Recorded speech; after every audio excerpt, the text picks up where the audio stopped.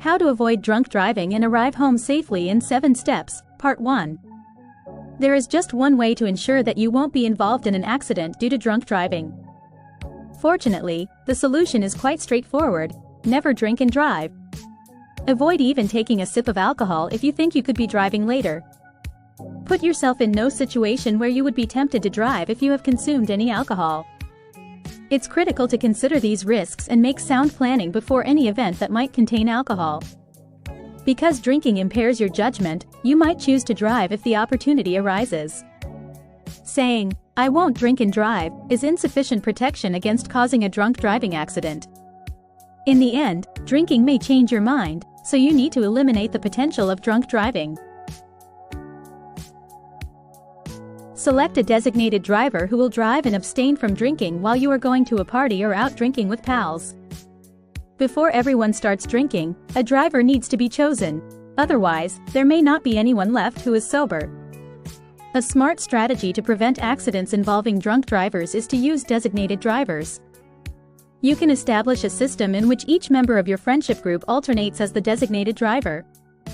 Everyone will be required to share in the responsibility in this manner, and nobody will completely miss out on the enjoyment. In any case, the sobriety and lack of a hangover that designated drivers enjoy allow them to frequently outdo others around them who are intoxicated in terms of enjoyment. Make non-alcoholic beverages.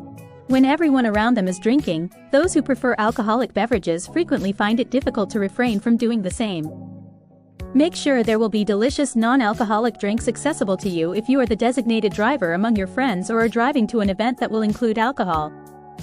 If you choose a beverage you don't typically consume, you can have a treat without consuming alcohol. Ask the bartender to make you a non-alcoholic cocktail if you're in a bar. Make sure you have plenty of your preferred soda or non-alcoholic beer on hand when attending parties and other occasions where guests are encouraged to bring their own beverages.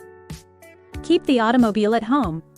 Do not bring your automobile with you if you are not the designated driver or if you are going out alone. The "drive there, stroll back" strategy frequently fails.